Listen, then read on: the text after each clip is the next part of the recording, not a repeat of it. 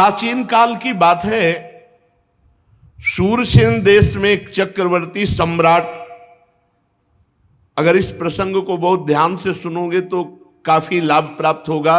मोह का नाश करने वाला बहुत उत्तम प्रसंग है, अहंकार का दमन करने वाला बहुत उत्तम प्रसंग है, भगवत प्राप्ति के लिए बहुत उत्तम प्रसंग है। प्राचीन काल की बात है, शूरसेन देश में चक्रवर्ती सम्राट महाराज चित्रकेतु राज्य करते थे। वो इतने धर्मात्मा थे कि बिना जोते बोए पृथ्वी अपने आप अन्न देती थी, अपने आप रस देती थी, अपने आप फल देती थी। गेहूं बोने की जरूरत नहीं, अपने आप जैसे जंगली फल फूल होते हैं ऐसे सब अन्न रस फल फूल होते थे।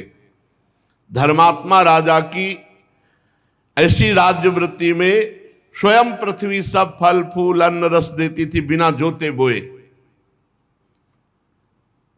और उनके 1 करोड़ रानियां थीं। संतान नहीं हो रही थी तो रानियां बढ़ाते चले जा रहे थे, और किसी में भी ऐसी सामर्थ्य नहीं कि संतान उत्पन्न कर दे। इसका आध्यात्मिक भाव समझ लीजिए। चित्त ही चित्रकेतु है और उसकी करोड़ों वृत्तियां ही रानियां हैं, और उसका फल भगवान की प्राप्ति है। अगर वृत्ति भगवान में नहीं लगी तो व्यर्थ ही है। ये करोड़ों वृत्तियां ही रानियां हैं, और चित्रकेतु अर्थात चित्त ही, चित्त की वृत्तियां करोड़ों होती हैं, चित्त एक और चित्त की वृत्तियां करोड़ों, और उसका फल भगवान वासुदेव की प्राप्ति हो जाना, वही संतान की उत्पत्ति है। किसी में भी फल उत्पन्न करने की, संतान उत्पन्न करने की योग्यता नहीं रही। रानियां बढ़ती गई 1 करोड़, कोई संतान नहीं, कोई गर्भ धारण करने की सामर्थ्य नहीं रख रही थी। चित्रकेतु के पास किसी बात की कमी नहीं थी। सुंदरता, उदारता, युवावस्था, कुलीनता, विद्या, ऐश्वर्य, संपत्ति सब कुछ था, पर संतान नहीं। 1 करोड़ रानियां सब बांझ। बड़ी चिंता उनको हुई। सारी पृथ्वी के 1 क्षत्र सम्राट, 1 करोड़ सुंदर रानियां, समस्त वैभव पर एक भी संतान नहीं। अब उनके हृदय में बहुत जलन, बहुत ताप कि मेरा जीवन व्यर्थ है। जो गृहस्थ है और उसके पुत्र संतान नहीं होती, उसको पुत नाम का नरक प्राप्त होता है।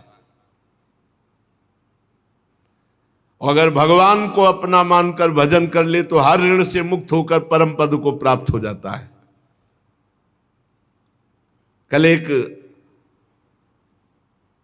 विदेश से आए हुए भगत थे, शायद ऑस्ट्रेलिया या कहां, ऐसे ही बोल रहे थे। कहे थे हम 2-4 साल से प्रवचन सुन, बड़े अच्छे साधक थे, तो उनका हम भगवान का भजन न करें। मेहनत से कमाते हैं, कभी कोई पाप कर्म नहीं करते, किसी से कोई मतलब नहीं है, अपने परिवार का पोषण करते हैं, जरूरी भगवान का भजन करना, फिर क्या हमें मोक्ष नहीं प्राप्त होगा? हम कहा नहीं, दुर्गति प्राप्त होगी। क्यों? हम कोई पाप कर्म करते हैं? नहीं। पर मालिक की संपत्ति को मुनीम हड़प ले तो सबसे पहले बुद्धि खराब हो गई।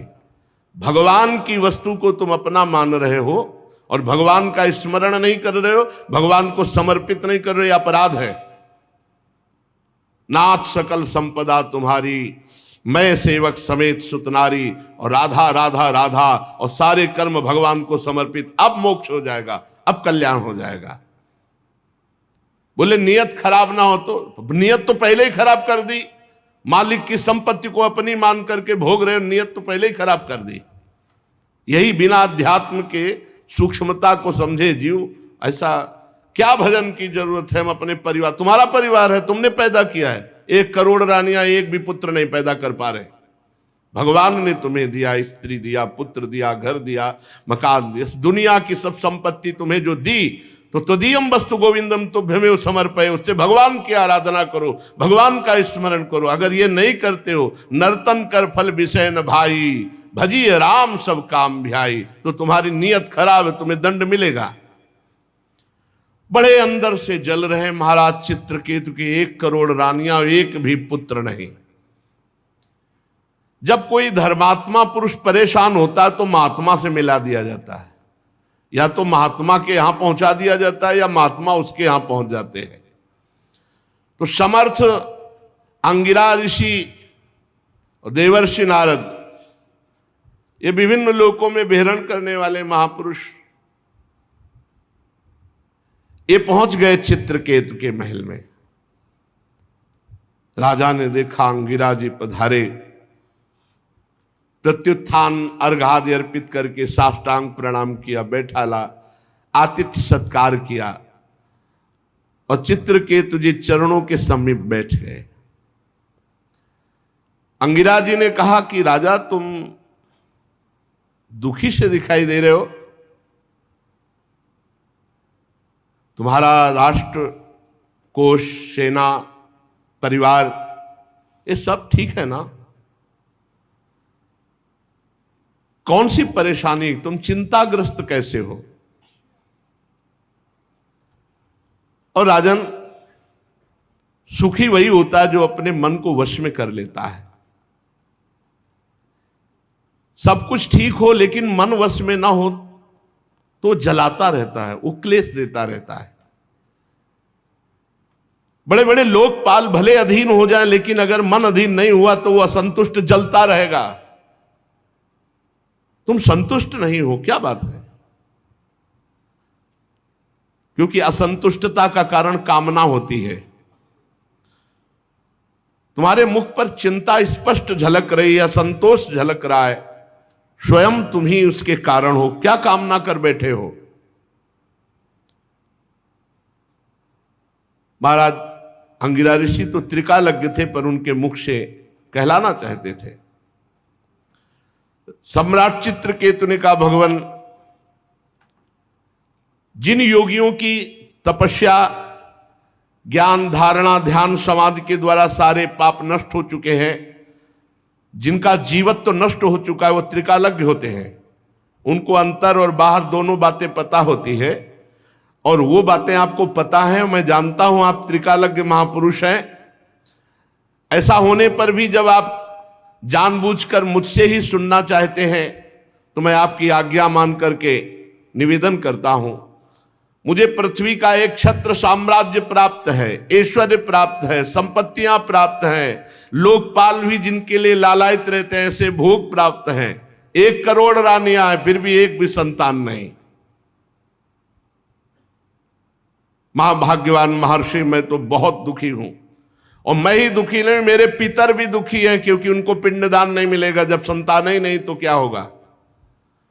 अब परलोक में मुझे नरक मिलेगा। ऐसी व्यवस्था कर दीजिए कि लोक परलोक मेरा सुखमय हो जाए। श्री सुखदेव जी कहते, परीक्षित, जब राजा चित्रकेतु ने इस प्रकार प्रार्थना की तो सर्व समर्थ एवं परम कृपालु ब्रह्मपुत्र भगवान अंगिरा ने त्वष्टा देवता के योग्य चरु निर्माण करके उनका यजन किया, और चित्रकेतु की सबसे बड़ी रानी, जो सद्गुणवती और महान स्वभाव वाली, कृतद्युति उनका नाम था। महर्षि अंगिरा ने मंत्रों के द्वारा यजन किया हुआ चरु उन्हीं को केवल दिया, कृतद्युति को। राजा चित्रकेतु से कहा, तुम्हारी पत्नी के गर्भ से एक पुत्र होगा जो तुम्हें हर्ष और शोक दोनों प्रदान करेगा। और ऐसा कहकर अंतर्ध्यान हो गए। चित्रकेतु को एक बात केवल सुनाई दी, तुम्हारे पुत्र होगा। आगे की बात नहीं सुनाई दी, जो हर्ष और सुख प्रदान करने वाला होगा। महारानी कृतद्युति प्रसाद को जो मंत्र से अभिषिक्त था पाया और गर्भ धारण किया। अब तो रोज चित्रकेतु के हृदय में अपार आनंद और सीधे राजकाज करके कृतद्युति के ही महल में जाना। कृतद्युति का गर्भ शुक्ल पक्ष के चंद्रमा के समान दिनों दिन क्रमशः बढ़ने लगा। समय आने पर महारानी कृतद्युति के गर्भ से एक सुंदर पुत्र हुआ। जिस दिन से गर्भ रहा उस दिन से गर्भ जब आज प्रकट हुआ, महाराज रोज वहीं जाते और ये बात शेष रानियों के हृदय में आग पैदा कर दी कि आने की तो बात क्या, देखते भी नहीं महाराज, बस जब देखो कृतद्युति के महल में। अब जब पुत्र हुआ तो महाराज ने राजकाज में भी जाना कम कर दिया, बस इतने आनंदित पुत्र के लाड़ प्यार में खूब लुटाया हर्ष।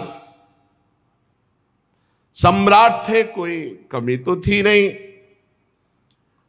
वस्त्राभूषणों से सुसज्जित होकर ब्राह्मणों से स्वस्ति वाचन कराया, पुत्र का जात कर्म संस्कार करवाया और ब्रह्म ऋषियों को ब्राह्मणों को सोना चांदी वस्त्र आभूषण, गांव के गांव और घोड़े हाथी 6 अर्बुद गौओं का दान किया। 6 अर्बुद। राजा चित्रकेतु पुत्र के लिए धान सब कुछ, जो जो मांगा सब कुछ ब्रह्म ऋषियों को, मांगने वालों को। जैसे मेघ वर्षा करता है ऐसे धन की वर्षा की चित्रकेतु जी ने, क्योंकि बड़ी कठिनाई और कामनाओं के बाद पुत्र की प्राप्ति हुई।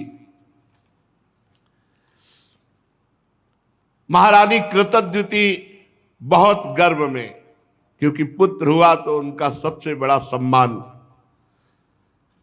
1 करोड़ रानियां थी, अन्य रानियों के हृदय में बहुत ही सवतिया डाह, ये बहुत जलन वाला होता है।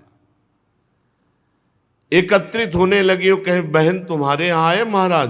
बोले नहीं हमारे यहां।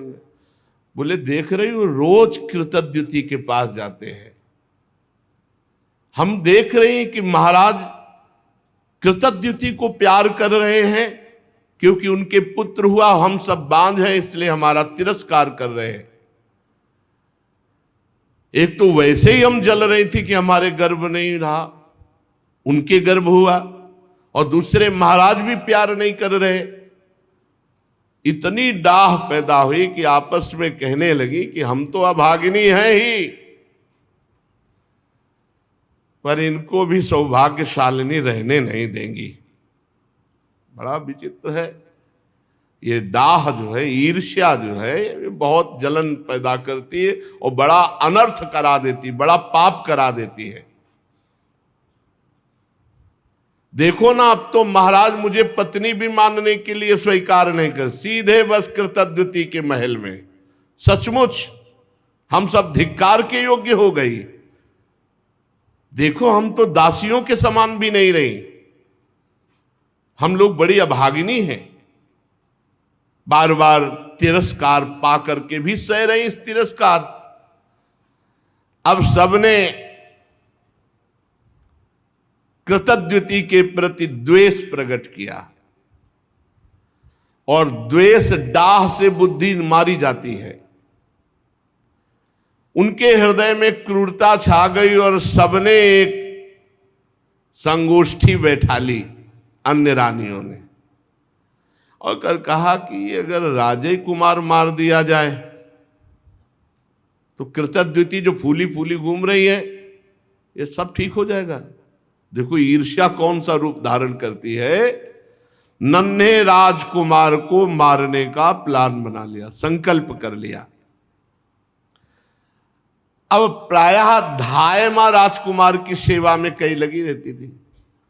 एक धाय को संपत्ति और भय, संपत्ति दिया और भय कि अगर नहीं करेगी तो तेरे मृत्यु दंड दिलाएंगे। तो वो तो रानियां ही हैं, भयभीत हो करके बच्चे के दुग्ध में हलाहल जहर डाल करके पिला दिया गया। देखो ईर्ष्या के कारण इनको ये ध्यान नहीं रहा कि महाराज की हालत क्या होगी। अपने हृदय की जलन मिटाने के लिए कितना बड़ा अनर्थ कार्य कर दिया कि पूरे राज्य का भविष्य उन्होंने चौपट कर दिया। अब जब बच्चा सो रहा है तो नजदीक जाकर कृतद्युति लौट आती, हाल तो बहुत आनंद से सो रहा है, इधर उधर डोलती, लेकिन बहुत समय हो गया। अब धाय से कहा उठाकर ला बालक को, जो आ गया। धाय उस बालक को देखकर चीख पड़ी, क्योंकि अलग अलग धाय होती थी। पूरा नीला शरीर पड़ चुका था। हाय हाय चिल्लाने लगी और मूर्छित सी हो गई। धाय की दशा देखकर रानी दौड़ करके गई और देखा पूरा शरीर नीला, क्योंकि इतना जोर का जहर दिया गया था कि बचने की संभावना ना हो। आंखें उलट गई थी, पूरा शरीर, मुख से फेन निकल रहा था, प्राण निकल चुके थे, मृत शरीर। देखते ही वो तो मां थी, शोक से मूर्छित होकर गिर गई। शरीर अस्त व्यस्त, फिर होश आवे, फिर मूर्छित। रनिवास की सब रानियां एकत्रित हो गई। वो हत्यारिणी भी, वो कृतज्ञता से ज्यादा नाटक कर रही थी रोने और बेहोश होने का, जिन्होंने जहर दिलाया था। कोई जान ही न पावे कि ये सूचना राजा को। अब सोचो राजा की हालत क्या हुई होगी, जो इतनी मनौती के बाद एक पुत्र हुआ था। महाराज तो ये बात सुनते ही कि राजकुमार की मृत्यु हो गई, धड़ाम से गिर गए। मंत्री आज उनको पकड़ करके धीरे धीरे ला रहे, बाल खुले हुए, बस वो तो वही जानते हैं जिनके हृदय में कभी ऐसी पीड़ा हुई हो। लंबी लंबी सांस लेते हैं, आंसुओं की धारा कपोल को भिगो रही और कुछ बोल नहीं पा रहे, बस फिर मूर्छित हो जाते। फिर मंत्रीगण उठाकर उनको महल तक लाए। पति प्राणा रानी कृतज्ञती अपने पति की दशा और अपने बच्चे की दशा देखकर विलाप कर रही। महारानी की भी स्थिति, महाराज की स्थिति, पूरा नगर व्याकुल, पूरा महल हाहाकार। अरे विधाता, तू कितना निर्दयी है, कृतज्ञती जी कहती है। तू अपनी सृष्टि के प्रतिकूल चेष्टा करता है। बड़े आश्चर्य की बात है, हम बूढ़े तो जिंदा बैठे, हमारा बच्चा पधार गया। क्या बिगाड़ा था तुम्हारा इस बच्चे ने, या क्या बिगाड़ा था हमने? वास्तव में अपने पापों का कर्म भोगना पड़ता है। प्राणियों के जन्म मरण का कोई और दोषी नहीं, अपने ही कर्म होते हैं, अपना ही प्रारब्ध होता है। अगर अपना ही प्रारब्ध सब कुछ है तो विधाता तो किस बात का विधाता? हमें लगता है कि तूने कभी किसी से संबंध नहीं जोड़ा, स्नेह नहीं किया, प्रेम नहीं किया, इसीलिए तू इतना निठुर है। इस बच्चे को मार करके तेरे को क्या मिला? फिर दौड़ करके पुत्र को छाती से लगाती, बेटा तुम मुझे अनाथ और दीन करके क्यों चले गए? आंख खोलो तो सही, ऐसे जैसे मोह आविष्ट जन ऐसे विलाप। राजकुमार उठो उठो, देखो तुम्हारे पिता कितने व्याकुल हो रहे, देखो हमने कितना सुंदर भोजन बना रखा, ऐसे विलाप कर रहे हैं। प्यारे लाल, अगर तुम्हारी मुखारविंद की मुस्कुराहट देखने को नहीं मिली तो मेरे प्राण निकल जाएंगे। श्री सुखदेव जी कहते, परीक्षित, चित्रकेतु और रानी कृतज्ञती अपने मरे हुए पुत्र को बार बार छाती से लगा के से फूट फूट कर रो रहे हैं, विलाप कर रहे हैं। सारा नगर शोक में डूब गया कि अरे भविष्य में होने वाले राजकुमार राजा होते और उनको विष दे दिया गया, ऐसा। अब कोई वहां समझाने वाला तो है नहीं। फिर वही दोनों महापुरुष आ गए, महर्षि अंगिरा और देव ऋषि नारद जी। इसी असर जब कोलाहल मचा हुआ है महान दुख का। राजा चित्रकेतु तो मृत प्राय होकर पुत्र के पैरों के पास पड़े हैं। अंगिरा और देवर्षि नारद जी गए और कहा, राजेंद्र उठो उठो। वो महाराज के जो देखा जिन्होंने पुत्र दिया था वही महाराज आए, चरणों महाराज महाराज। तो उन्होंने कहा राजन सावधान सावधान, तुम जिसके लिए इतना शोक कर रहे हो बालक पहले तुम्हारे पूर्व के जन्म में कौन था जानते हो? तुम उसके कौन थे जानते हो? अगले जन्म में वो तुम्हारा क्या बनेगा, तुम उसके कौन बनोगे जानते हो? अरे राजन, जैसे हवा के प्रवाह से बालू कण मिल जाते हैं फिर अलग हो जाते हैं, ऐसे ये ना यहाँ कोई किसी की पत्नी न यहाँ कोई किसी का पुत्र है, कर्मानुसार कुछ समय के लिए आया फिर चला जाएगा। जैसे कुछ बीजों से दूसरे बीज उत्पन्न होते और नष्ट हो जाते हैं, ऐसे भगवान की माया की प्रेरणा से कुछ उत्पन्न होते हैं, कुछ नष्ट होते रहते हैं। ये चक्र चलता रहता है। सत्य वस्तु परमात्मा है। सत्य वस्तु ये पुत्र पत्नी ये व्यवहार नहीं है, इनमें विराजमान परमात्मा है। भगवान सबके अधिपति हैं। जन्म मृत्यु आदि विकार शरीर के होना है, निश्चित होना है, सबके होंगे, हम तुम भी जाएंगे। और उस परमात्मा का कभी नाश नहीं होता, अविनाशी का। राजन, जैसे बच्चे घर घरौंदे बनाते हैं, खेल खिलौने बनाते हैं, खेलते हैं, बिगाड़ देते हैं, ऐसे ये संसार का खेल है। वो भगवान इसको अपने आप में रचता है, अपने आप से खेलता है, अपने आप का विनाश करता है। तुम क्यों इतना विकल हो रहे हो? पिता की देह द्वारा माता की देह से पुत्र की देह की उत्पत्ति होती है। पिता माता और पुत्र इन तीनों में परमात्मा विराजमान है, कोई नहीं जान पाता। बाहरी दृष्टि से अपने संबंधों को मान लेते और जब समय आता है बिछुड़ते तो हाय हाय करते। ये सब अविद्या कल्पित, माया कल्पित है।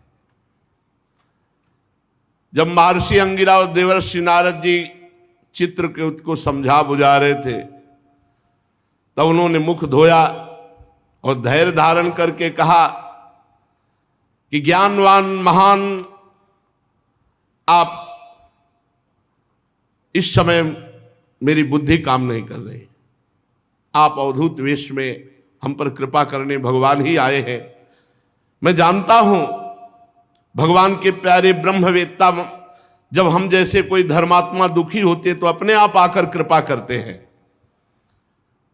सनत कुमार, नारद, ऋभु, अंगिरा, देवल, असित, अपांतरतम, भगवान व्यासदेव, मार्कंडे, गौतम, वशिष्ठ, भगवान परशुराम, कपिल देव, शुकदेव, दुर्वासा, याज्ञवल्की, जातुकर्ण, आरुणि, रोमस, च्यवन, दत्ताते, आसुरी, पतंजलि, वेदशिरा, बौद्धमुनि, पंचशिरा, हिरण्यनाभ, कौशल्य, श्रुतदेव, ऋतध्वज, ये सिद्धेश्वर भूमंडल में घूमते ही रहते हैं। जब किसी धर्मात्मा पुरुष को कोई विपत्ति आती है तो किसी न किसी रूप में बदल कर आते हैं और उसका सहयोग करते हैं, ज्ञान उपदेश करते हैं।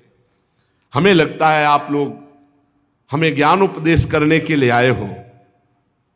तो महर्षि अंगिरा ने कहा राजन जरा नेत्र खोल करके देखो, मैं अंगिरा ऋषि देवर्षि नारद है। जब तुम पुत्र प्राप्ति के लिए विकल होकर बोले थे, हम ही ने तुम्हें पुत्र प्राप्ति का वरदान दिया था और कहा था तुम्हें हर्ष और शोक होगा। ये तुम्हारे सामने खड़े भगवान के स्वरूप देवर्षि नारद हैं।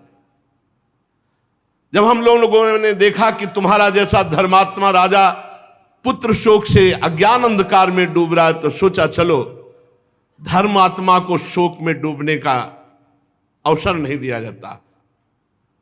तुम्हारे ऊपर अनुग्रह करने के लिए, कृपा करने के लिए भगवान ने हम दोनों को भेजा है। सच्ची बात तो यह है कि जो धर्म का पालन करता है वो शोक करने योग्य नहीं होता। वैसे तो मैं तुम्हें जब पहली बार ही आया था तो तुम्हें ब्रह्म ज्ञान का उपदेश देने के लिए आया था, लेकिन देखा कि तुम पुत्र कामना से युक्त हो तो पहले तुम्हारी ये कामना नष्ट हो तब तुम्हें ज्ञान की प्राप्ति होगी। इसीलिए मैंने तुम्हें ज्ञान न देकर पुत्र दिया। अब तुम स्वयं अनुभव करो क्या सत्य है, पुत्रवान को कितना दुख होता है। यही बात स्त्री, घर, धन, विविध प्रकार के ईश्वर संपत्तियां जिसमें हम अपनापन कर लेते हैं वो परिणाम में दुख ही देता है, क्योंकि संसार दुखालयम अशाश्वतम। राजन, ये शोक मोह भय दुख का कारण है भगवान से विमुख होना। ये मन के खेल खिलौने हैं, ये माया का जादू है। इसलिए सृष्टि के राग में न फंस करके जो भगवान का भजन करता है वही शोक रहित होता है।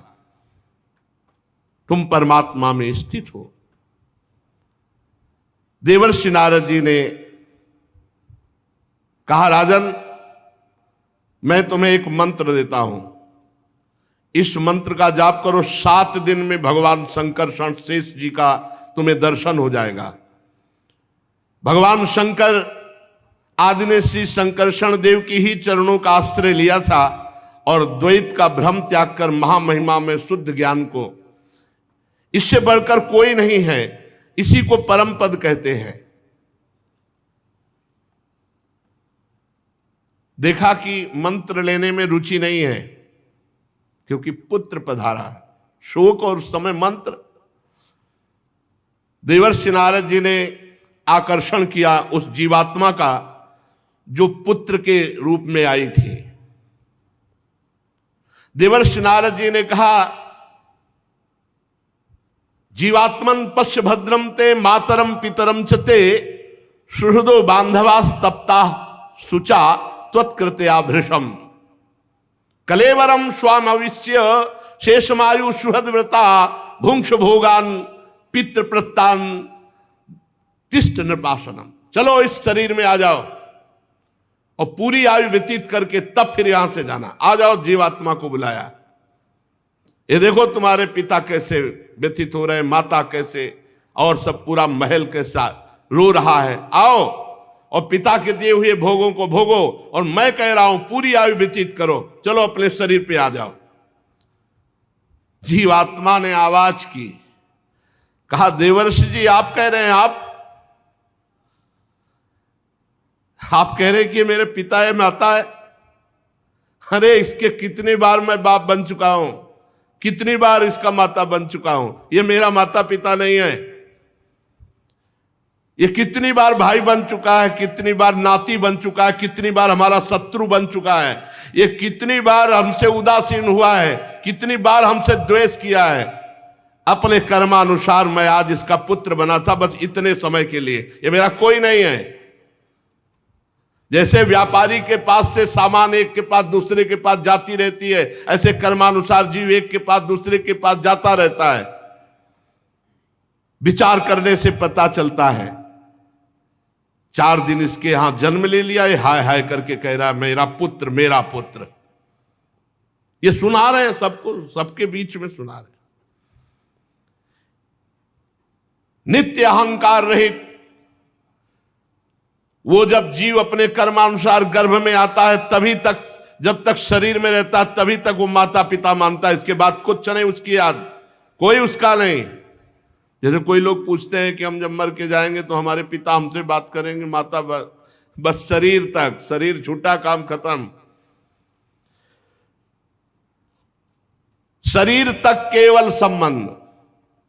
मैं अविनाशी हूं, मैं सूक्ष्म हूं, जन्मादि से रहित हूं, अपने कर्मवश इसके गर्भ में आया था। ये ना मेरी माता है ना मैं इसका पुत्र हूं। जन्म मृत्यु से रहित हूं, मैं ईश्वर स्वरूप हूं।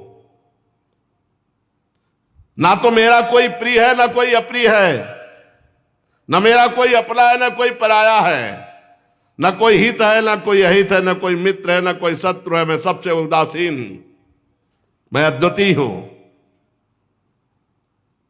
इस शरीर कर्मानुसार ग्रहण करने मात्र से केवल कुछ समय के लिए मैं पुत्र बना था। राजा से कहा सुनो,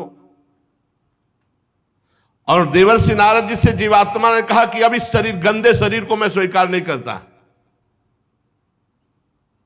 राजा ने कहा कि जाओ जाओ, मोह नष्ट हो गया। क्योंकि जब ज्ञान की बात सुनी, जीवात्मा ऐसा कहकर अंतर ध्यान हो गया, राजा का मोह बंधन कटा। फिर उन्होंने मंत्र लिया। पहले मंत्र, मोह गए बिनु राम पद होई न दृढ़। बहुत मोह विचित्र होता है। अब तो राजा ने उदासीन होकर के कहा इसका जात संस्कार कर दो। शरीर का और दैहिक क्रियाएं पूर्ण की गई। राजा ने दुस्त्यज स्नेह का त्याग किया, और जिन रानियों ने बच्चे को विष दिया था वे सब बाल हत्या के कारण श्रीहीन हो गई। अब तो हाय हाय उनके हृदय में जलन, अब उसका पाप का सब चिल्ला चिल्ला कर कहने लगे कि मैंने विष दिया। पाप छुपता नहीं, वो नष्ट करता है। अंगिरा जी ने उनको भी उपदेश दिया, बाल हत्या का प्रायश्चित करवाया, मात्सरहीन करके उनको भजन में लगाया। जहां संत पहुंच जाते हैं मंगल ही मंगल हो जाता है। उन सब माताओं को जिन्होंने ईर्ष्यावश जहर दिया था, बाल हत्या का प्रायश्चित करवाया, मात्सरहीन किया और उनको भजन का उपदेश किया।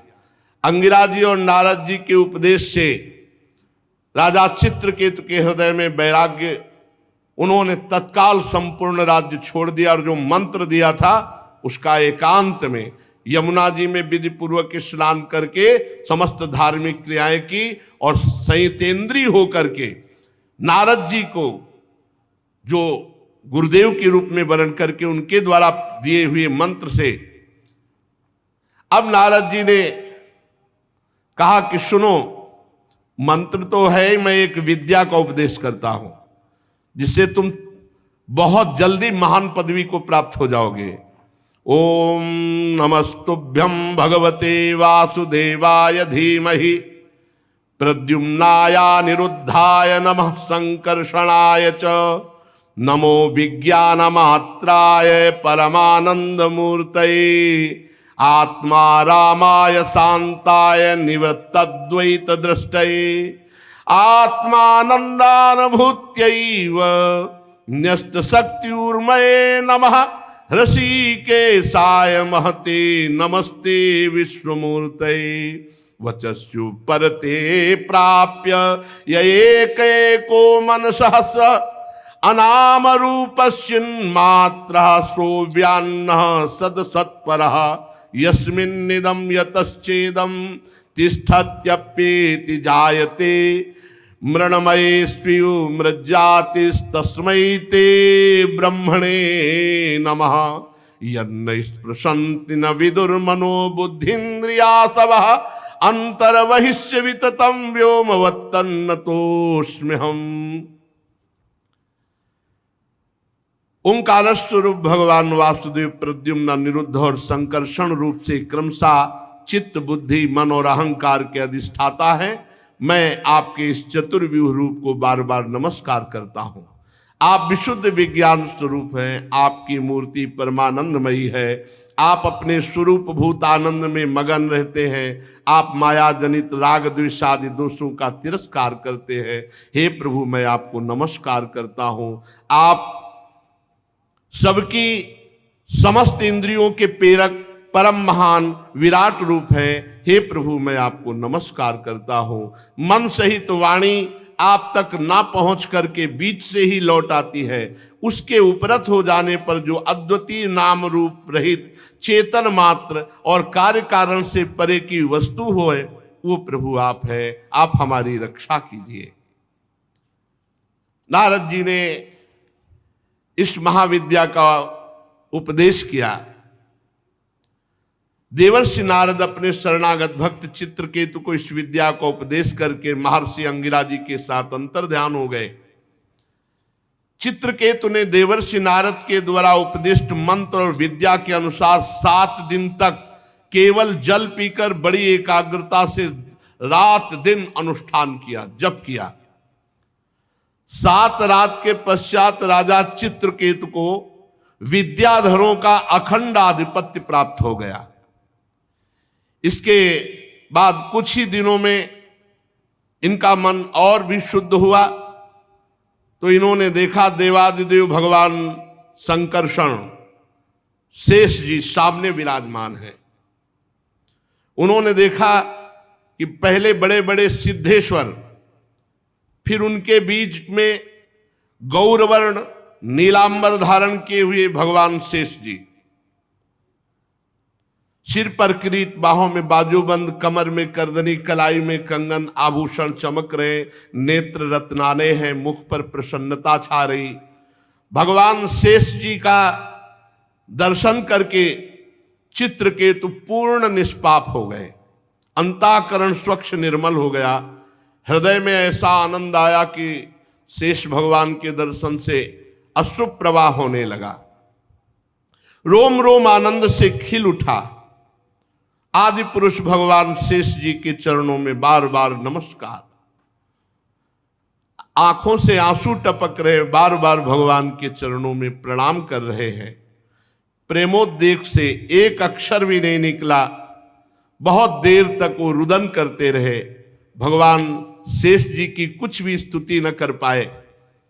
थोड़ी देर बाद भगवान की कृपा शक्ति से उनमें कुछ बल आया। तब अपनी विवेक बुद्धि से मन और इंद्रियों को समाहित करके भगवान के द्वारा प्रेरित भगवान की स्तुति करने लगे चित्रकेतु जी। चित्रकेतु जी ने कहा, हे अजित, जितेंद्रिय एवं समदर्शी साधुओं ने आपको जीत लिया है। अजित जिता सममति भी साधुभिर भवान जितात्मभिर भवता विजितास्ते पिच भजता मकामात्मनाम या आत्मदोति करुणः। जिन्होंने अपनी इंद्रियों पर विजय प्राप्त कर लिया है, जो सब में भगवान का दर्शन करते हैं, ऐसे संतों ने हे अजित आपको जीत लिया है। आपने अपने सौंदर्य माधुर्य कारुण्य आदि गुणों से अपने भक्तों को वश में कर लिया है। अहो आप धन्य हैं। जो पुरुष निष्काम भाव से आपका नाम जप करते हैं, आप करुणा परवश होकर अपने आप को उन भक्तों को दे डालते हैं। हे भगवान, जगत की उत्पत्ति स्थिति प्रलय आपके एक लीला विलास है। विश्व निर्माता ब्रह्मादि आपके अंश के भी अंश हैं। फिर भी वे पृथक पृथक अपने को जगत कर्ता मानकर स्पर्धा करते हैं। नन्हे से नन्हे परमाणु से लेकर बड़े से बड़े महातत्व पर्यंत संपूर्ण वस्तुओं के आदि अंत और मध्य में केवल आप ही विराजमान हो। छोटे से छोटे परमाणु में भी आप विराजमान हैं। अणुअणियान महतो महियान। प्रभु, कोई भी वस्तु ऐसी नहीं जिसमें आप न विराजमान हो। भाई यही बात समझ में आ गई तो सर्वत्र भगवान का साक्षात्कार। जो नर पशु केवल विषय भोगों में लगे हुए हैं, आपका भजन नहीं करते हैं, उनको नरक की प्राप्ति होती है। आप कह दो कि हम कुछ पाप नहीं, रह ही नहीं सकते बिना पाप किए। अगर भगवान का भजन नहीं तो बुद्धि शुद्ध नहीं तो पापाचरण तो होगी। और सबसे पहली बात, आप भेजे ही गए हो भजन करने के लिए मानव देह में। यदि सत्कर्म नहीं किया, भजन नहीं किया तो अपराध है दंडनीय। ये भागवती का अपराध है। राजकुल का नाश होने के बाद जैसे उसके अनुयायियों की जीविका चली जाती है, ऐसे ही जो देवताओं की आराधना करते हैं, तो जब सृष्टि में उनका नाश होता है तो उनके आराधकों का भी नाश हो जाता है। हे परमात्मन, आप ज्ञान स्वरूप हैं। जो सकाम भावना से युक्त होकर के अन्य अन्य उपासना में लगे हैं, आपका भजन नहीं करते, वो जन्म मृत्यु के बंधन से कभी मुक्त नहीं हो सकते। जीव को सुख दुख की प्राप्ति कराने वाली ये कामनाएं ही हैं, ये द्वंद्व हैं। इसलिए हे अजित, विशुद्ध भागवत धर्म का जिसने आश्रय ले लिया, जो निरंतर भजन करता है, जिसके आप ही हो संग्रह परिग्रह अकिंचन है, जो आप में ही अपनी अहमता ममता समर्पित कर दिया है, वो इस आवागमन से मुक्त हो जाता है। अन्य कोई उपाय नहीं। जो भागवत धर्म का पालन करता है, जिसका सब कुछ भगवान ही है, जो रात दिन भजन करता है, वही इस आवागमन से मुक्त होता है। भगवान, आपके दर्शन मात्र से मेरा अंतःकरण का सारा मल धुल गया। आपके अनन्य प्रेमी भक्त देवर्षि नारद जी ने मुझे जो जो कहा था वो सब ठीक वैसा ही मिला। हे अनंत, आप संपूर्ण जगत की आत्मा हैं। अतएव संसार में जितने प्राणी हैं उन सबका बल आप हैं। चाहे जुगनू हो चाहे सूर्य, जुगनू से लेकर सूर्य तक आपसे ही प्रकाशित है। अर्थात छोटे बल से लेकर बड़े बल तक आपके ही बल के द्वारा सब बलवान हैं, पर कोई ये जान नहीं पाता। प्रभु आपकी चेष्टा से ही ब्रह्मांड में चेष्टा प्रकट होती है, बड़े बड़े लोकपालों में चेष्टा होती है और छोटे छोटे जीवों में भी चेष्टा होती है, आपके ही बल से। हे शास्त्र शीर्षा शेष भगवान, आपको नमस्कार है। मंत्र के प्रभाव से चित्रकेतु को विद्याधरों का अधिपति पद प्राप्त हुआ और भगवान शेष जी के दर्शन हुए। भगवान शेष जी ने कहा, चित्रकेतु, ये जो बहुत जल्दी तुम्हें हमारा साक्षात्कार हुआ ना, ये देवर्षि नारद और महर्षि अंगिरा की कृपा से। ये भगवत प्रेमी महात्मा चाहे तो जो जन्म जन्म में प्राप्त होना है वो दिनों में प्राप्त हो जाए। ये जो विद्या का उपदेश देवर्षि नारद ने किया, उसी के प्रताप से मैंने तुम्हें दर्शन दिया। मेरे दर्शन तुम्हें प्राप्त हुए, अब तुम सिद्ध हो चुके। मैं समस्त प्राणियों का आत्मा हूं, मैं पालन करता हूं, मैं ही शब्द ब्रह्म वेद हूं, मैं ही पर ब्रह्म की अनुभूति हूं। जैसे स्वप्न में सोया हुआ पुरुष स्वप्नांतर होने पर संपूर्ण जगत को अपने में ही देखता है, स्वप्नांतर टूट जाने पर स्वप्न में ही जागता है, ऐसे ये जागृत की स्वप्नमयी अवस्थाएं हैं, ये मायामयी है और इनसे मैं अतीत परमात्मा हूं। सांसारिक सुख के लिए जो चेष्टाएं की जाती हैं उनमें श्रम है, क्लेश है, परंतु जो सत्य सुख के उद्देश्य से की जाती है वो परम सुख प्रदान करने वाली है। नाम जप करते हुए सांसारिक चेष्टाएं करो, सुख मिलेगा। नाम भूल करके सांसारिक चेष्टाएं करोगे, यही फंसा के दुख के जाल में डाल देंगी। जो मनुष्य अपने को बहुत बुद्धिमान समझता है और मेरा भजन नहीं करता, कर्म के पचड़ों में फंसा रहता है, उसे विपरीत फल मिलता है। समझ लेना चाहिए, ये समझ लेना चाहिए, भजन करना अति अनिवार्य है। भजन नहीं करोगे तो दुख मिलेगा, दंड मिलेगा। इसलिए लोक में देखे हुए, परलोक में सुने हुए भोगों की चक्कर में ना पड़कर उनसे अपना पिंड छुड़ाकर मेरा नाम जप करे, मेरा भजन करते हुए अपने कर्तव्य कर्म को करे। योग मार्ग में तत्व को समझने वाला वही निपुण है जो ये बात समझ ले, जीव का सबसे बड़ा कर्तव्य, सबसे बड़ा स्वार्थ, सबसे बड़ा परमार्थ है कि वो मेरा साक्षात्कार कर ले। जाओ, आज से तुम सिद्ध हो गए। भगवान ने प्रमाण दे दिया और भगवान शेष जी अंतर ध्यान हो गए। अब विद्याधर चित्रकेतु जिस दिशा में भगवान संकर्षण अंतर ध्यान हुए थे, उसी ओर बार बार दंडवत, बार बार नमस्कार। अब तो महायोगी हो गया चित्रकेतु, विद्याधरों का अधिपति और भगवान संकर्षण का कृपा पात्र। करोड़ों वर्षों तक सब प्रकार के संकल्पों को पूर्ण करने वाली सुमेर पर्वत की घाटियों में आनंद अब सिद्ध हो गया। बस यही त्रुटि है, सिद्ध होने के बाद भी खूब भजन में लगना चाहिए। इसीलिए जो सावधान पुरुष हैं, जैसे पकड़े हुए मृग पर कभी विश्वास नहीं, ऐसे मन पर कभी विश्वास नहीं। सुमेरु पर्वत की दिव्य घाटियों में विहार, शरीर का बल और इंद्रियों का बल छोड़, क्योंकि सिद्ध।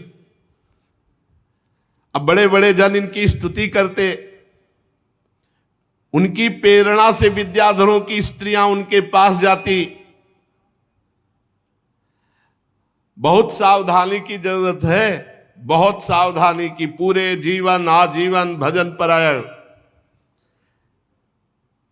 अब एक दिन की बात है कि चित्रकेतु तेजोमय दिव्य विमान पर, जो उनको प्राप्त हुआ था विद्याधरों के अधिपति पद पर, तो निकले विमान पर चढ़े चढ़े तो देखा कुछ ऋषि जो है बैठे हो, भगवान शंकर उपदेश कर रहे हैं, तो विमान पर चढ़े चढ़े गए। अरे थोड़ा तो बुद्धि ठिकाने रहनी चाहिए, ये अहंकार आ गया। देखो भगवत साक्षात्कार के बाद भी अगर भजन में त्रुटि हो गई तो किसी और की माया नहीं, उन्हीं की माया है, उतने पे भी भ्रम पैदा कर देगी। ये भी बात समझ लो। इसीलिए जो सिद्ध महापुरुष होते हैं रात दिन भजन में लगे रहते हैं, भजन से नहीं हटते। ये नहीं कि सिद्ध हो गए तो अब चलो सुमेर की घाटियों पर विहार करते हैं। देख लो उद्दंडता नहीं गई महाराज चित्रकेतु की, बहुत जल्दी सिद्ध हो गए। 7 दिन में तो अधिपति पद प्राप्त हो गया, क्योंकि ऋषि कृपा हो गई। सत्संग बराबर मिलना चाहिए, भजन बराबर होना चाहिए। न सिद्धों की भी बुद्धि में फर्क डाल देती माया। ज्ञानी नाम पिचेताल से देवी भगवती हिसाब बलादा कृष्ण मोहाय महामाया प्रेक्षति। उन्होंने विमान पर चढ़े चढ़े देखा कि बहुत से मुनियों की सभा लगी हुई है, बड़े बड़े सिद्ध बैठे हुए हैं, और भगवान शिव आसन पर बैठे हुए, और भगवती पार्वती जी बामांग की गोद में विराजमान है। भगवान शिव की बाईं जंघा पर अंबा पार्वती जी विराजमान है, और बड़े बड़े ऋषि मुनियों के बीच में बैठे हुए उपदेश कर रहे हैं। चित्रकेतु विमान पर चढ़े चढ़े ही पहुंच गया। अरे इतना तो हो साला चाहिए कि तुम्हारे से ज्यादा सिद्ध वहां जमीन में बैठे हैं, और सब सिद्धों के गुरु भगवान शंकर। तो ये विमान ही पे चढ़ा गया नीचे। विमान को ऐसे नीचे मतलब जमीन में नहीं उतारा, ऐसे बीच इच्छाधारी विमान होते, जो आप इच्छा करो वैसे विमान। तो ऐसे भगवान शंकर के समकक्ष विमान लेके गया। बड़ा भारी अपराध है, बड़ा भारी अपराध। विमान पर चढ़े चढ़े उनके पास गया, और पार्वती जी तरफ देख करके हंसने लगा, और जोर जोर से कहने लगा, एस लोक गुरु साक्षात धर्मम वक्ता शरीरिणाम आस्ते मुख्या सभायाम वै मुथुनि भूय भार्यया जटाधर तीव्र तपा ब्रह्मवादि सभापति अंगीकृत स्त्रियम चास्ते गत ही प्राकृतो यथा। वो तो थोड़ा और अशुद्ध शब्द बोल रहा है। विमान पे चढ़े थे, बुद्धि भ्रष्ट हो गई। बहुत कितना कड़ुआ बोला, मतलब भगवान के सामने कोई बोल सकता है, और ये नहीं जानते कि वही पार्वती है, वही शिव है। अरे महायोगी भगवान शिव। भगवान शंकर तो मुस्कुरा दिए, जैसे छोटा बच्चा कोई उद्दंडता पूर्वक बोले तो पिता मुस्कुरा देते ना। तो भगवान शंकर, भगवान अपि तच्छ्रुत्वा प्रास्या अगाध धीर नृपा, अगाध ब्रह्मबोध प्रदान करने वाले भगवान शिव तो केवल मुस्कुरा दिए, बच्चा है। चित्रकेतु अब भी कटाक्ष करके पार्वती जी की तरफ हंस रहा था। भगवान शिव शांत बैठे। सब ऋषि मुनि, अरे इसकी बुद्धि भ्रष्ट, क्या बोल रहा है। अरे सनकादि अब ऋषि मुनि हुआ, कोई थोड़ी है कि सब सिद्ध भगवत प्राप्त महापुरुष वहां बैठे, ब्रह्मबोध चर्चा हो रही। चित्रकेतु को भगवान शंकर का प्रभाव नहीं मालूम था, सत्संग नहीं हुआ। बहुत काल सत्संग करने से तब बात भक्तमाली जी कह रहे थे, बिना सत्संग के भगवान मिल सकते, उद्दंडता नहीं जा सकती। अगर साधु सेवन किया होता ना 2-4 साल, लंगोटी धोया होता महात्मा की, तो इसकी बुद्धि खराब नहीं होती। मंत्र दे दिया, 7 दिन में मंत्र के प्रभाव से विद्याधर का अधिपति बना। थोड़े दिन और जब किया, संकर्षण भगवान का दर्शन हो गया। अभी एक कुछ दिन रहता संतों के, नारद जी के पास, संतों के पास रहता, तो उद्दंडता ना रहती इसकी। इतनी बड़ी उद्दंडता। जितने भी सभा में बैठे थे सब की रुद्र दृष्टि हो गई। कैसे बात कर रहा है भगवान शिव से, कैसे बात कर रहा है। चित्रकेतु को भगवान शंकर का प्रभाव नहीं पता था, इसलिए वो ऐसे अशुद्ध शब्द बोल गया। और उसको एक अहंकार हो गया। रुषाहा देवी दृष्टाय निर्जितात्माभिमानिने, उसको घमंड था कि मैं विद्याधरों का अधिपति हूं और मैंने संकर्षण भगवान का साक्षात्कार किया। ये बहुत ही आश्चर्य की बात है। इसीलिए सत्संग अनिवार्य है। कोई भी कितना भी बड़ा सत्संग अनिवार्य है। घमंड आ गया, घमंड ना होता तो भगवान शंकर को देख के साष्टांग दंडवत होता, विमान से कूद पड़ता। विमान पे चढ़े चढ़े वहां गया। पार्वती जी ने कहा, भगवान शिव तो कुछ नहीं बोले और सभा में सबको रोष था, लेकिन सब मर्यादित, बिना शिव आज्ञा के कोई कुछ कह नहीं सकता। तो पार्वती जी बोले, अयम किम धुना लोके शास्ता दंड धरा प्रभु, हम जैसे निर्लज्जों को दंड देने वाले तुम भगवान हुए हो। वो मुझे नहीं पता था कि तुम हम जैसों को दंड देने वाले हो। निर्लज्ज शासन करने चला है।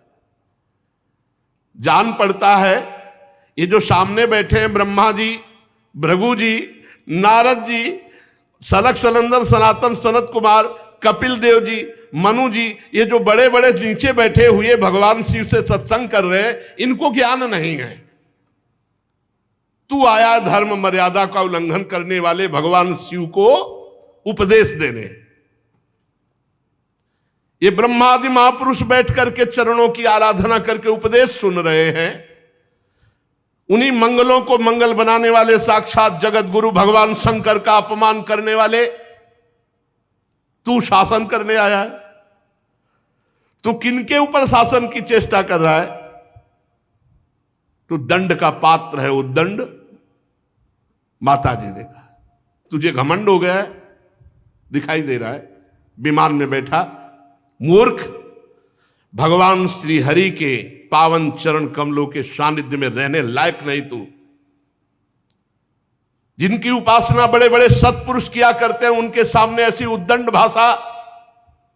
ए दुर्मते, जा, मैं साप देती हूं तो पाप में असुर योनि को प्राप्त हो। होश ठिकाने आ गए काल चित्रकेतु के, तत्काल होश ठिकाने। माता जी, दुष्ट, भगवान शिव पर शासन करने चला है। जा, आज के बाद किसी महापुरुष का अपराध करने की तेरी हिम्मत नहीं पड़ेगी। परीक्षित जे ही चित्रकेतु को शाप दिया, सो सारा घमंड का नशा उतरा, कूद पड़ा विमान से और सिर के बल भगवान और अंबा जी के चरणों, क्षमा करो क्षमा। ये बहुत विचित्र होता है पदाभिमान। बड़ा आश्चर्य है, संकर्षण भगवान का साक्षात्कार करने पर भी देखो उद्दंडता। इसीलिए मोरे मन प्रभु अस विश्वासा, राम ते अधिक राम कर दासा। भगवान के दासों का निरंतर संग करे तो उद्दंडता खत्म हो जाएगी। भगवत साक्षात्कार होने पर भी उद्दंडता बनी रहती है। यदि सत्संग ना हो तो कहीं ना कहीं अक्रूर जी मणि लेकर काशी चले गए थे। बड़ी ऊंचाई पर पहुंचे हुए को भी माया आकर्षित कर लेती, इसलिए रोज सत्संग, खूब नाम जप, भगवत लीला कथा श्रवण, ये एक तार चलना चाहिए। अंतर पड़ा तो सिद्धों को भी चपेट में ले लेती है माया, कोई साधारण नहीं। चित्रकेतु खोपड़ी के बल माता अंबा और भगवान शिव। अब चित्रकेतु हाथ जोड़कर बार बार कांपता हुआ, प्रतिग्रहणामि ते शापो मात्मनोंजलनाम्बिके। माता पार्वती जी, मैं हाथ जोड़कर आपका शाप स्वीकार करता हूं, पर आपको प्रसन्न करना चाहता हूं। माता, आपने जो शाप दिया मैं स्वीकार करता हूं, पर एक प्रार्थना है देवी। कैसी भाषा बदल गई। अभी तक कैसे बोल रहे थे, बहुत गुस्सा वाली बात बोल रहे थे, उसमें जो लिखा हमने नहीं बोला, बहुत गुस्सा वाली बात बोल रहे थे। अरे भगवान शिव को ऐसे शब्दों से, पर ये दिखाया लीला में कि अगर भजन छूट गया, सिद्धों की गणना में आकर के मनमानी सिद्ध ही, तो फिर बुद्धि भ्रष्ट हो जाती है और कहीं ना कहीं अपराध बन जाता है बड़ों के प्रति। अब कह रहे हे अंबा, जीव अज्ञान से मोहित हो जाता है। बिल्कुल सही बात है। संसार चक्र में अपने अज्ञान के कारण भटकता है, सदा सर्वदा सर्वत्र सुख दुख भोगता रहता। माता जी, अब हे देवी, हे माता जी, हे, अब भाषा बदल गई। माता जी, सुख दुख को देने वाला ना तो अपना आत्मा है और ना कोई दूसरा है, वही अज्ञान ही है। अपने अथवा दूसरे को सुख दुख का जो कर्ता मानता है वो अज्ञानी है, क्योंकि अज्ञान ही मूल इसका है। माता जी, ये जगत सतोगुण रजोगुण तमोगुण के स्वाभाविक प्रवाह में है। इसमें क्या श्राप, क्या अनुग्रह, क्या स्वर्ग, क्या नर्क, क्या सुख, क्या दुख, ये सब अज्ञान के खेल के कारण भोगना पड़ता है। ये माया ही बंधन मोक्ष और सुख दुख की रचना करती रहती है। माता जी भगवान श्री हरि सब में सम मायादि मल से रहित है। उनका कोई प्रिय अप्रिय, कोई अपना पराया नहीं है। तथापि उनकी माया शक्ति से ऐसे कार्य बन जाते हैं जिनके कारण दुख भोगना पड़ता है। देवी, ये जो मैं विनय कर रहा हूं आपसे, साप से मुक्त होने के लिए नहीं कर रहा हूं। मैं ये चाहता हूं कि मेरी अनुचित चेष्टा, मेरी अनुचित जो बात हो गई, उससे आपको जो दुख हुआ उससे मैं क्षमा याचना चाहता हूं। भगवान शंकर अब बोले, माता जी से ही बोले, सुंदरी, दिव्य लीला विहारी भगवान के निष्प्रिय उदार हृदय दासानुदास की महिमा तुम अपने आंखों से देख लो। जो लोग भगवान के शरणागत होते हैं वो किसी से नहीं डरते। भगवान शिव का कैसा अगाध, कितना प्रेम है हरि से, कि देखो महिमा देखो उनकी। ये उन्हीं की महिमा से विमान पे चढ़े चढ़े हमें डांट रहा था। ये उनकी महिमा है। सुंदरी, दिव्य लीला विहारी भगवान के निष्प्रिय और उदार हृदय दासानुदासों की महिमा तुमने अपनी आंखों से देख ली। ये भगवान की महिमा, श्री हरि की महिमा। इसमें भगवान शिव गुस्सा नहीं हो रहे, वो महिमा देख रहे श्री हरि की। जो लोग भगवान के शरणागत होते हैं देवी, वो किसी से नहीं डरते, क्योंकि उन्हें स्वर्ग मोक्ष नरक इन सब में एक भगवान की ही कृपा दिखाई देती है। उनको कोई डर नहीं है। जीवों को भगवान की लीला से ही देह का संयोग होने के कारण सुख दुख, जन्म मरण, शाप, अनुग्रह आदि द्वंद्व प्राप्त होते हैं। भगवान शंकर ने बड़ा सुंदर उपदेश किया, जल्दीबाजी में उसका स्वाद नहीं ले पाएंगे, तो फिर शेष चर्चा आगे। श्री राधा वल्लभ लाल की जय।